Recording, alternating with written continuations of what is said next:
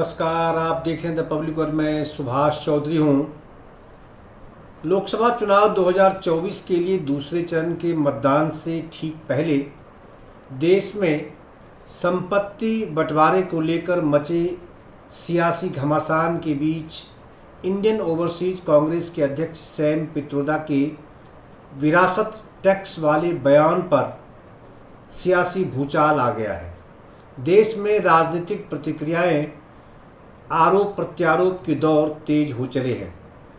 खासकर भारतीय जनता पार्टी और कांग्रेस के बीच में एक दूसरे पर बयानबाजी वाले पत्थर फेंकने की रफ्तार बेहद तेज हो चली है। चुनाव प्रचार के दौरान एक तरफ कांग्रेस पर हमला बोलने के लिए देश के प्रधानमंत्री नरेंद्र मोदी मोर्चा संभाले हुए हैं, तो दूसरी तरफ कांग्रेस पार्टी की ओर से कांग्रेस ओवरसीज के अध्यक्ष सैम पित्रोदा के साथ साथ भारत में चुनाव प्रचार में जुटे राहुल गांधी, प्रियंका गांधी भी लगी हुई है। उनके इस बयान पर भारतीय जनता पार्टी ने कांग्रेस को घेरा है, तो कांग्रेस ने सैम पित्रोदा के बयान से किनारा कर लिया है। सैम पित्रोदा ने कहा है कि अमेरिका में एक विरासत टैक्स है। अगर किसी के पास $100 मिलियन की संपत्ति है और जब वह मर जाता है तो वह केवल 45% ही अपने बच्चों को ट्रांसफ़र कर सकता है, यानी उनकी 55% संपत्ति सरकार के पास चली जाती है, सरकार उसे अधिग्रहित कर लेती है। यह एक दिलचस्प कानून है। सैम पित्रोदा ने कहा कि आपने अपनी पीढ़ी में संपत्ति बनाई और अब जा रहे हैं। आपको अपनी संपत्ति जनता के लिए छोड़नी चाहिए, पूरी नहीं आधी, जो मुझे उचित लगती है। ऐसा उनके बयान को यहाँ कोट किया गया। उन्होंने आगे कहा कि भारत में आपके पास वह नहीं है। अगर किसी की संपत्ति 10 अरब है और वह मर जाता है तो उसके बच्चों को 10 अरब मिलते हैं और जनता को कुछ नहीं मिलता। तो ये ऐसे मुद्दे हैं जिन पर लोगों को बहस और चर्चा करनी होगी। सैम पित्रोदा ने अपने बयान में कहा कि मुझे नहीं पता कि इसका निष्कर्ष क्या होगा, लेकिन जब हम धन के पुनर्वितरण के बारे में बात करते हैं तो हम नई नीतियों और नए कार्यक्रमों के बारे में बात करते हैं जो लोगों के हित में है, न कि केवल अति अमीरों के हित में। सैम पित्रोदा ने अब अपने इस बयान के प्रति अपना खुद बचाव किया है। उन्होंने कहा है कि अपने सोशल मीडिया प्लेटफॉर्म एक्स पर उन्होंने लिखा कि मैंने टीवी पर अपनी सामान्य बातचीत में केवल एक उदाहरण के तौर पर अमेरिका में अमेरिकी विरासत कर का उल्लेख किया था। क्या मैं तथ्यों का उल्लेख नहीं कर सकता? उन्होंने कहा कि मैंने कहा कि ये ऐसे मुद्दे हैं जिन पर लोगों को चर्चा और बहस करनी होगी। इसका कांग्रेस समेत किसी भी पार्टी की नीति से कोई लेना देना नहीं है। किसने कहा है 55% छीन लिया जाएगा? उन्होंने कहा कि किसने कहा कि भारत में ऐसा कुछ होना चाहिए? बीजेपी और मीडिया मेरे बयान से क्यों घबराई हुई है?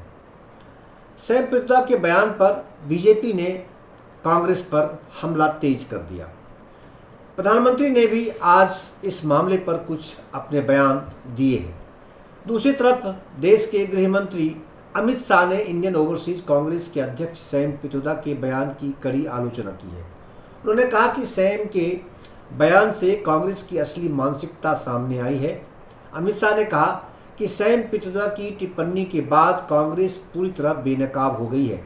सबसे पहले उनके घोषणा पत्र में सर्वेक्षण का जिक्र, मनमोहन सिंह का पुराना बयान जो कांग्रेस की विरासत है वह यह कि देश के संसाधनों पर पहला अधिकार अल्पसंख्यकों का है, और अब सैम पित्रोदा की अमेरिका का हवाला देते हुए टिप्पणी कि पैसे के बंटवारे पर विचार विमर्श होना चाहिए, इससे कांग्रेस की मानसिकता का पता चलता है। केंद्रीय गृह मंत्री अमित शाह ने कहा कि अब जब पीएम मोदी ने यह मुद्दा उठाया तो राहुल गांधी, सोनिया गांधी और पूरी कांग्रेस पार्टी इस बात पर बैकफुट पर आ गए हैं। वह कह रहे हैं कि उनका मकसद यह कभी नहीं था। देश के गृहमंत्री ने कहा कि आज सैम पित्रोदा के बयान ने देश के सामने कांग्रेस का मकसद साफ कर दिया है। ये लोग देश के लोगों की निजी संपत्ति का सर्वेक्षण करना चाहते हैं। कांग्रेस का मकसद इसे सरकारी संपत्ति में रखकर यूपीए के शासनकाल के दौरान फैसले के मुताबिक बांटना है। अमित शाह ने कहा कि कांग्रेस या तो इसे अपने घोषणा पत्र से वापस ले या इस बात को स्वीकार करे कि यही उसका वास्तविक इरादा है। अमित शाह ने कहा कि सैम पित्रोदा ने बयान को गंभीरता से लिया जाए, क्योंकि उनकी मंशा अब सामने आ गई है। लोगों को अब इसका संज्ञान लेना चाहिए। इस मामले को लेकर बीजेपी नेता अमित मालवीय ने भी कांग्रेस पर हमला बोला है। उन्होंने कहा कि कांग्रेस ने भारत को बर्बाद करने की ठान ली है। अब सैम पित्रोदा धन पुनर्वितरण के लिए 50% कर की वकालत करते हैं। इसका मतलब यह है कि हम अपनी सारी मेहनत और उद्यम से जो कुछ भी बनाएंगे उसका 50% छीन लिया जाएगा। 50%। इसके अलावा हम जो भी टैक्स देते हैं वह भी बढ़ जाएगा अगर कांग्रेस जीतती है। इसके अलावा असम के मुख्यमंत्री और भारतीय जनता पार्टी के नेता हिमंत बिस्व शर्मा ने भी इस मामले पर अपनी तीखी प्रतिक्रिया दी है। उन्होंने कहा है कि फैमिली एडवाइजर राज खोल रहे हैं। उन्होंने अपने इस बयान में फैमिली एडवाइजर यानी सैम पित्रोदा को गांधी परिवार का फैमिली एडवाइजर बताया है।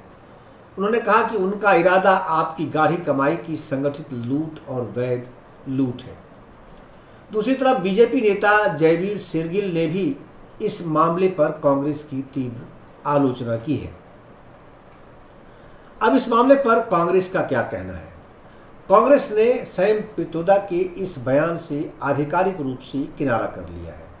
सैम पित्रोदा के बयान से किनारा करते हुए कांग्रेस नेता जयराम रमेश, जो कांग्रेस के मीडिया महासचिव हैं, उन्होंने कहा कि सैम पित्रोदा मुझ सहित दुनिया भर में कई लोगों के गुरु, मित्र, दार्शनिक और मार्गदर्शक रहे हैं।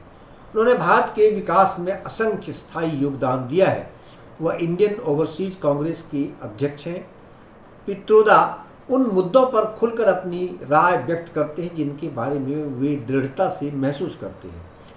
जयराम रमेश ने कहा कि निश्चित रूप से लोकतंत्र में एक व्यक्ति अपने व्यक्तिगत विचारों पर चर्चा करने, व्यक्त करने और बहस करने के लिए स्वतंत्र है। इसका मतलब यह नहीं कि पित्रोदा के विचार हमेशा भारतीय राष्ट्रीय कांग्रेस की स्थिति को दर्शाते हैं। कई बार वे ऐसा नहीं करते।